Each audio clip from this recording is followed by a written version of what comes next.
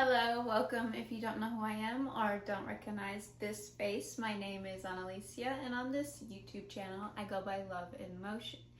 Typically on my YouTube, I like to talk about self-awareness, self-growth, self-actualization, and self-empowerment. Today is absolutely no different, so let's get into it.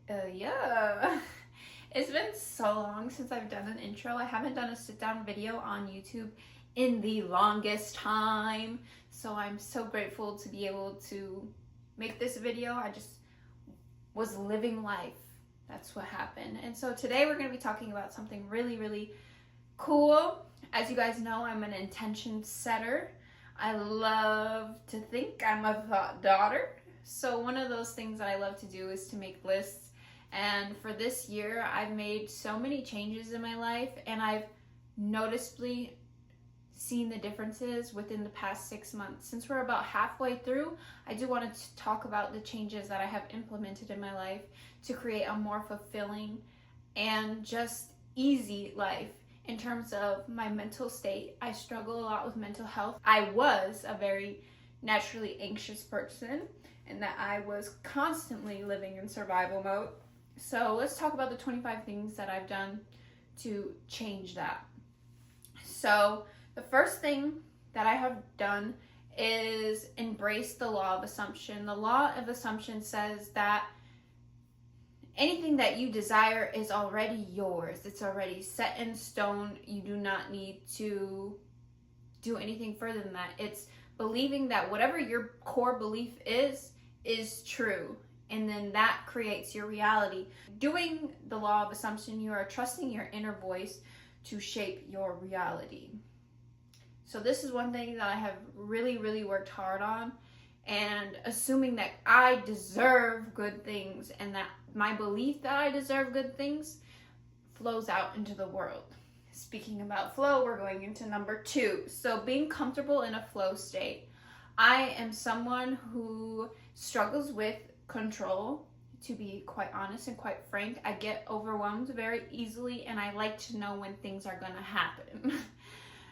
That's why I've dug so much in spirituality sometimes, because I want to find the breadcrumbs. And life will give you breadcrumbs, but you just have to be comfortable in allowing the universe to give you things, right? We don't want to force anything. So allowing myself to be in a flow state has really helped me go through life and not feel so pent up. 3, prioritizing travel. So I've already traveled a few times this year. I went to Puerto Rico, I went to Las Vegas, and earlier in the year I did visit home. I love experiencing new things, experiencing new people, experiencing different cultures. It's something that is really important to my life. It's something that's important to me because spiritually, my ancestors that have spoken to me have told me that they were travelers. And so I think I have that kind of free spirit, wanting to learn, wanting to know, drive. And so by prioritizing travel, it has helped me live a more fulfilled life. I feel the most happy when I'm traveling. So that's something that I am trying to prioritize and not being in that scarce mindset that I can't. Number 4 is living from desire and not obligation. I feel like that ties in with the law of assumption, right? Because everything I desire is already mine. I shouldn't have to do things because I feel obligated to do them. I simply just want to do the things that fulfill me, bring me joy, and make me feel good about myself. Next, 5. This one's really big. I am somebody who struggles in romantic relationships. You've probably seen if you watch any of my content or digest anything that I put out. I love love. I am a lover girl to my core, through and through, baby. And I have had anxious attachment, and I have a leniency towards being an anxious lover. And so one thing that I've really been trying to overcome is my anxiousness in relationships. And I've learned that when you meet people who trigger those things, the best way to get over those things is to let that person loose, because people who are secure will make you feel secure. And so the biggest thing for me is not allowing my claws to sink in and letting go before it gets even, my nails get in even further. Because you're going to run into people who trigger you. It's going to happen, unfortunately.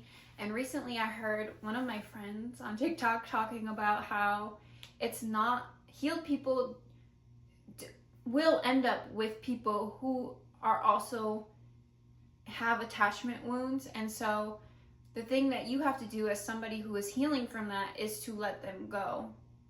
They're still going to find you. You just have to allow yourself to let go. Okay, so 6, talking to myself with more compassion. This should have been number 1, because this is the biggest, the largest, most noticeable change I've made in my life. The way that my brain talks to myself is insane. I do not allow myself to talk harshly to myself. And while I still have sometimes when my thoughts get that way, I do not let them fester. If I need to feel something, I feel it. I, take that voice, and when you meditate, right, you will let your brain kind of go, but then you release it. And so that's what I try to do when I have those thoughts, is use that mindfulness, right? Like, I'm having these thoughts. Okay, let the thoughts pass. Those thoughts are not you. And so that is the biggest thing that I've done. And the thing that's helped me most with that is hiking, because when I hike, I talk kindly to myself. And that's something that's so different from how I used to be. I used to be so hard on myself, like, girl, you can go back down, like, who cares, like, just like talking bad, like, why can't you get up this mountain, you know what I mean, like, why aren't you doing what you need to do? No, instead it's like, okay, we made it this far, do we need to take a break, do we need some water? Okay, you can do it, girl, you can do it. Trying to change the way my thoughts are, and that helped me function in actual, like, life and the things that I'm doing, right? Not just when I'm hiking. So number 7, protecting my peace over pleasing others. I've had a people-pleasing tendency probably my whole life. I'm a very compassionate person, and I'm a very giving person, and sometimes I can give too much. And so I've had to learn to not people please, and this is something that I've been working on for quite a bit of years, and I do feel like I'm really good at setting boundaries now since I've done the work over the years. But one thing that I've done this year in particular is I just don't think about how other people are going to react to the things that I do. And I think before I would think too much about how somebody else is going to react to the things that I was doing. But why should I not do the things that I want to do? Because it's going to make you feel a certain type of way when my intention is not that. Like, obviously I'm going to think of others, but I'm not going to let it dictate my decision, if that makes sense. Like, if I don't feel right about it and it feels morally wrong or something like that to me, I'm not going to do it. But if it's nothing like that and it's just the other person feeling some type of way, then I'm going to do what I want to do. I hope that made sense. I feel like I may have not made sense in that time, but I'm trying to run through these as quickly as possible because we have 25 to get through. So number 8, actually investing in myself. I do struggle with my relationship with money, which we'll talk about later. So actually investing in myself and like caring for myself, I think one of the biggest things that I've done, again, I've talked about this, is my hiking, going out in nature. It's starting to get hot in Arizona, so I haven't been really hiking, and I'm trying to find ways to implement doing things that are going to be similar to hiking for me. So like just being outside is really helpful. I talk to birds. I don't care. I'm weird. It helps me. So those kinds of things help me and help me and allow me to invest in myself. I just went to a concert by myself because I love the music, and it's actually the music that I listen to when I hike. And that's a big thing that's been this year, is just like investing back into myself for my joy, for my comfort, for things that make me feel good. Number 9, being creatively led and not falling into perfectionism. One of the reasons why I probably haven't made so many videos is because I have a perfectionist problem. I don't do something because I don't want it to be bad. And even while I'm making this video, I did notice myself having some thoughts like, oh my gosh, why am I talking like this? I'm talking too long. People aren't gonna watch this, or they're gonna click off. But it's like, but the creating is what makes me happy. I love to create, and so I'm just happy to be here. Quite frankly, if nobody watches it, that's okay. I love it. I do it for me. The creativity it allows me to have and to share is so special to me. So I shouldn't have to give it up because I have this perfection in my head, and I'm not just waiting for myself to be ready. I am simply ready wherever I am. Okay, so number 10, holding myself accountable without shame. So yes, I'm gonna own my BS, but I'm not gonna beat myself up. It goes back into like having that compassion with myself. Yeah, I can hold myself accountable. I haven't made content in a long time. So what did I tell myself today? Girl, you got time. You ain't doing nothing. You better make this video. So what am I doing? I'm making this video and I'm holding myself accountable. So next one, we have 11, documenting the process. So I've been trying to create as much content as possible. I really want to put my full force into it. I've been trying for years and I just feel good about it right now. I feel good about myself. I feel ready to take on the world. I haven't been documenting in long form content, but if you've been watching any of my short-term content, I post on TikTok all the time. I'm trying to really be aware about the stuff that I'm posting. I'm trying to, find my voice, my authenticity through documenting my life. 12, creating a life that feels like me. I naturally am like this, but I think one thing that I'm trying to do is like not compare myself. I guess that should be kind of what number 12 is like not comparing myself to anybody else, because this is my life, this is my journey. Y'all ain't lived this life, okay? So I don't have to be in this rat race with anybody else. Like, I just want my life to feel like me. And I'm a very like I really can't be anyone else. Even if I tried, like I have to follow my heart and my like inner being. I'm a very like introspective, intuitive person, so it's not particularly something I struggle with, but mentally I do compare myself, so I kind of feel like that kind of goes together. So number 13 is celebrating play. I'm a silly goofy girl. I am a silly goofy girl, and I want to honor that. I want to honor the young person inside of me. I want to honor the little girl inside of me. One thing that I've done this year is I went to go see Zayn from One Direction. I was obsessed with One Direction when I was younger, and so for me that was like a healing and allowing and celebrating my younger self in a way. So doing those things, again, going back into that investing in myself, I went and took that trip. I also prioritized travel in that way, right? I went to San Francisco. I totally forgot that I did that, but I did. Okay, so number 14 is repairing my relationship with money. This is something that I've been working on so much. This is something I'm still struggling with, but I am doing the work for, because I know that everything is so abundant in the world and there is space for everyone. Money comes to me like water, baby. So just reframing the way I see money, because I have used to have that scarcity mindset because I come from poverty, and so it's hard to unlearn those things, and I get scared to spend money, or I don't want to do certain things because it scares me. So that's back into the investing in myself, right? Like using money to actually do things that bring me joy and not be so like scarcity mindset. Number 15, resting without guilt. I am a rester. I'm a sleepy gal. So how do I do that without feeling guilty?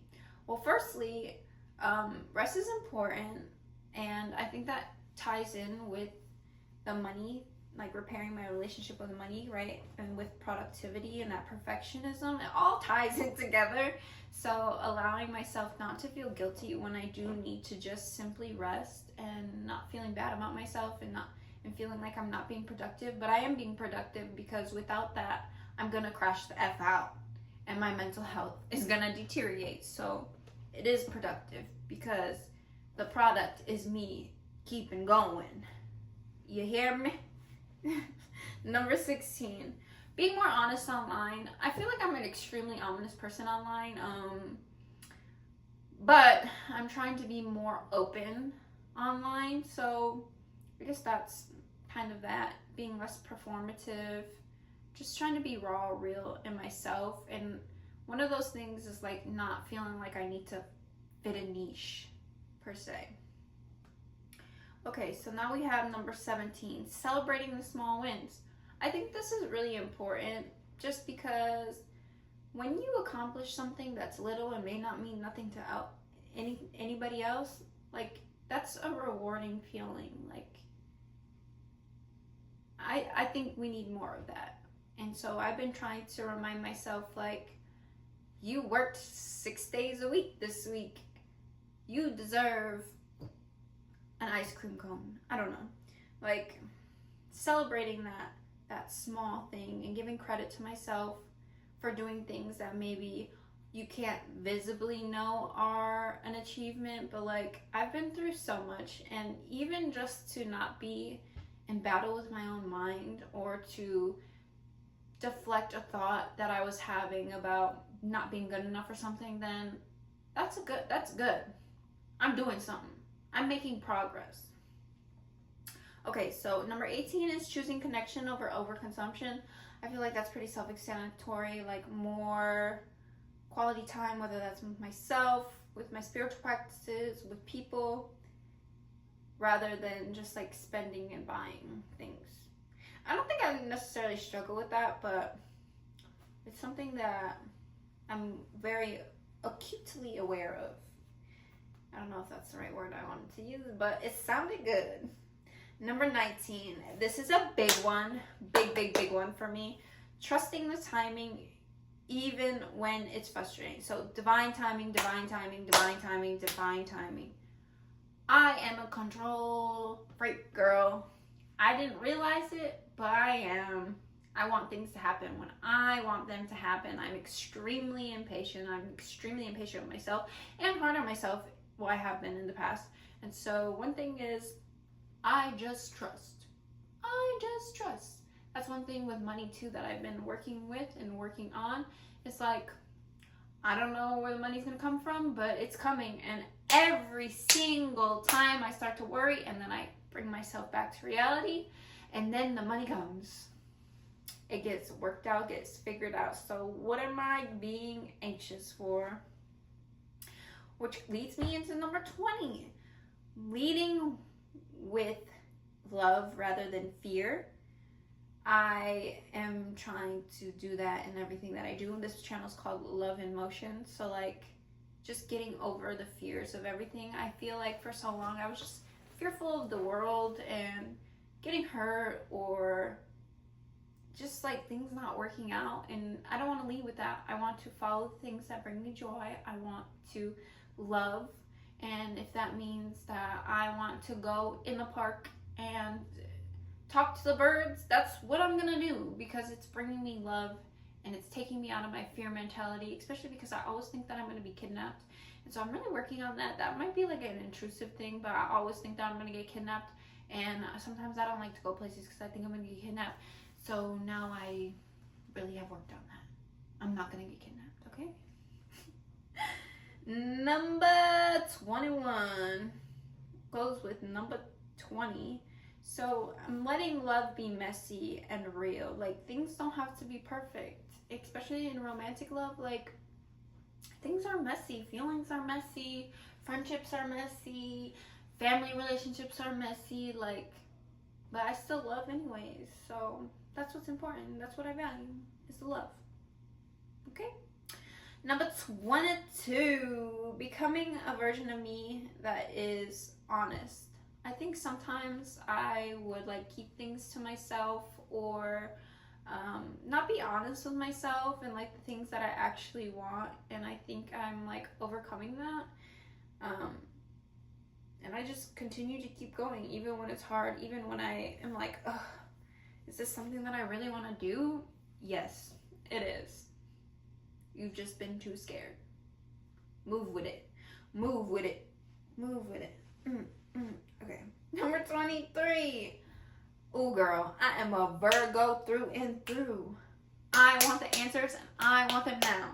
So not needing to have all the answers. Again, that's like trusting the divine timing too, like just allowing myself to figure out as I go, allowing myself to be in that flow state. Super important to me and something that I've really changed this year. Number 24. This one is so good. This one's so good, okay? So letting dead things stay dead. Relationships, things that no longer serve you, leaving them where they at. Whether it's a habit or it's a part of myself that I no longer resonate with, leave it at the door. Like the thing when I was talking about anxiety, I realized that when I'm talking about anxiety, I call myself an anxious person. I'm not doing that shit no more. I'm not, because I don't resonate with it. It's like, yeah, I can be nervous about something, but I don't allow those things to fester. I'm not an anxious person. I have anxiety sometimes, but I'm not an anxious person. Not anymore, at least. Okay, so then we got 25, which is the last one, and I think it's a nice one to end everything on. It's just slowing down. Making room for progress, even when it's slow progress. And allowing myself to feel good about those things. The small wins matter. And I don't need to move so quickly. I know I'm impatient, but I'm allowing things to come, and progress is not perfection, baby. I'm still moving forward. So those are the 25 things that I am changing or have changed in 2025, and I will continue to change for the remainder of this year and hopefully live a more fulfilled life, which I have been. So yeah, it's been working. Love you.